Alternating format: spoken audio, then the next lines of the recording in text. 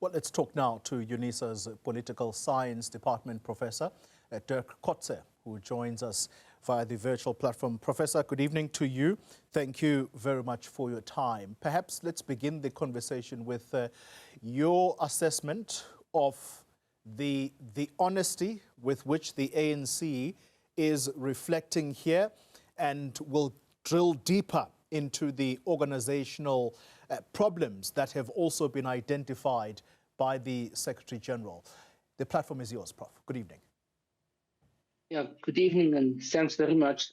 Yes, you are, I think, very much correct. The two presentations by the President and the Secretary General are quite revealing, very, I would say, honest in terms of identifying the issues that the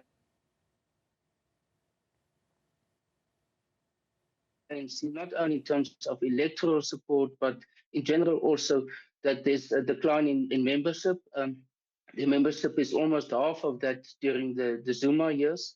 And I think at the same time also the theme of how to renew the ANC, and especially the Secretary General, Fikile Mbalula, spent many hours, I believe he's still continuing, are setting out the type of a program of organizational renewal. I think this is unfortunately not a new message. It's something that comes a long way. You know, I think back to the times of when Kgalema Motlanthe was the Secretary General of the ANC in the conference in Bloemfontein, for example, where he already made these conclusions, reached these conclusions about the internal problems in the ANC, the dysfunctionality of many of its branches, and the fact that there has to be a turnaround. So I think what many people are looking for from within the ANC is actually new ideas, and not simply how to go back to where the ANC comes from, but rather the fact that the ANC is in a completely new, qualitatively new situation since last year's election at national level, but even earlier on, as he indicated, since 2016 at local government level. Yeah. Also in terms of policy matters, the way forward in terms of how to deal with issues.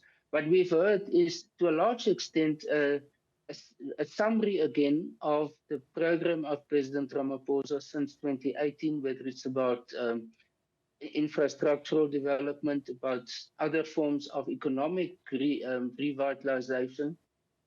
But as we know, it has not yet produced the results that many people are looking for. And I think this is what, for me, to some extent, has been missing, that the ANC is not saying, well, we have to maybe think in terms of a different paradigm and not the one that we've used for so long. Professor, something interesting was mentioned by President Ramaphosa as he delivered his political report, and this is him gauging the conditions, both domestic and external. And he points out, or he identifies, what he says is white supremacy and or white victimhood, which he underlines as false, which has perpetuated this idea of a white genocide in Washington. And he says that this is harming South Africa's sovereignty and its national security, and therefore, to counter it, this is going to demand a national and global campaign. I wonder what your thoughts are in trying to respond to that, because as he puts it in that soundbite we've just played, he talks about the path forward that is going to demand ideological clarity. Yes, I think that this is to some extent what I have in mind when I said that the ANC will have to look, in a sense, different from the concepts and so on that they've used in the past. I think what the ANC is using as an excuse or explanation for some of the current issues, especially the fact that the economy is not growing as fast as everyone wants it to be, is subscribing it to the influence of President Trump.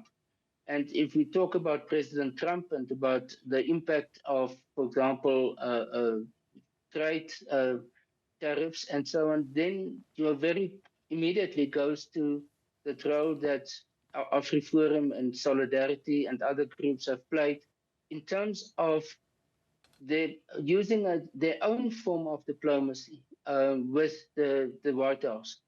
And they've been, one can't deny it, they've been relatively successful with that. And I think this is the huge irritation for President Ramaphosa, is that a relatively small non-governmental organization have had such a major impact on it. Now, in terms of mixing that with the politics of the American society now, which has become very much racialized, and you get to the point of where there is therefore, I would say, the fear from his side that sort of racial politics can spill over into South Africa, and that it is at the same time playing a polarizing role, have a polarizing effect on the South African society, even amongst Afrikaans-speaking people, where one had, for example, this petition or this document that was signed by a number of others who were not in congruence with or in line with that of the conservatives.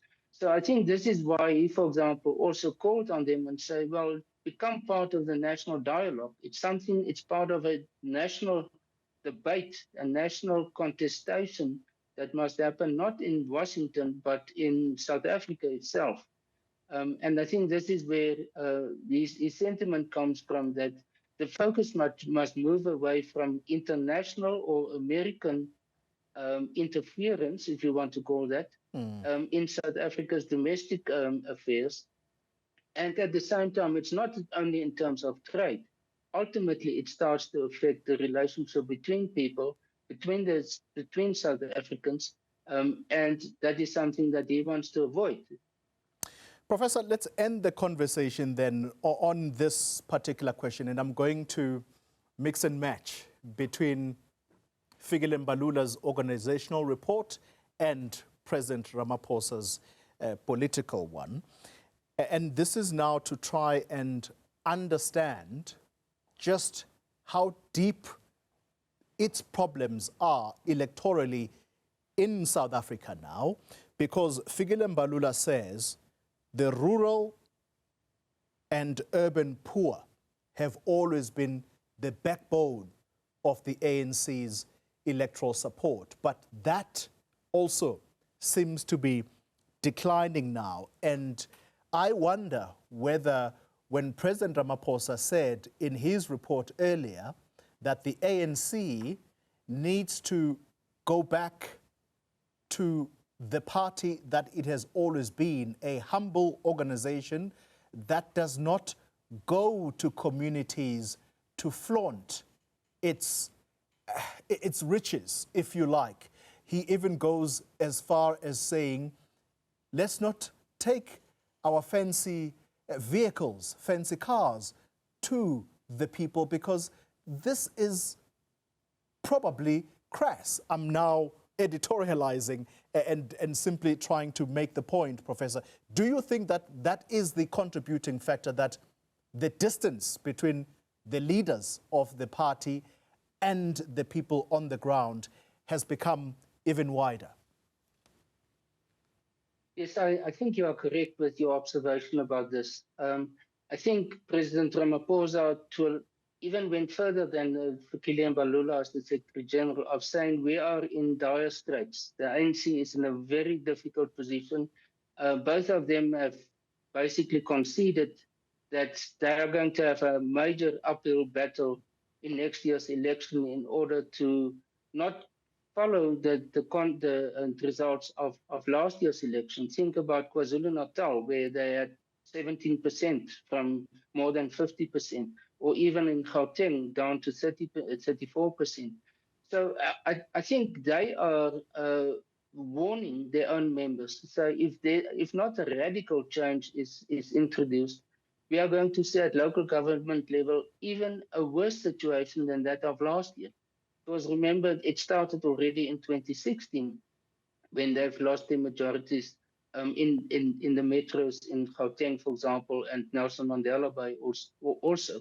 Now, if you take the results of last year, and it's a natural way of looking at it, and put it on top of the results of the previous local government election, then there will be almost the type of a political massacre, for example, in KwaZulu-Natal, waiting for the ANC.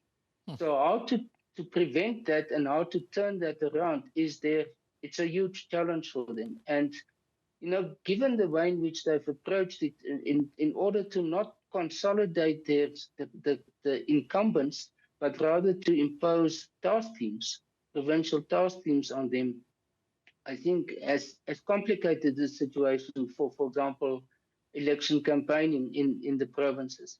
And therefore, I'm not sure whether President Ramaphosa is really anticipating that they have enough time in order to make a turnaround. And then the question is, turnaround is not about organizational matters per se. It is about how the public perceive them. It's not about to take all the members of the ANC through a new course of about 5 modules that they must understand the ANC better. It is how the ANC is projected to the public in general and how that they see the role that the ANC is as government in many places in the country is playing, and whether they make a difference or whether the situation is deteriorating. That will determine whether there's a turnaround, and not a turnaround within the ANC itself. Professor Dirk Kotzé, thank you very much for your time, a political analyst attached to the University of South Africa.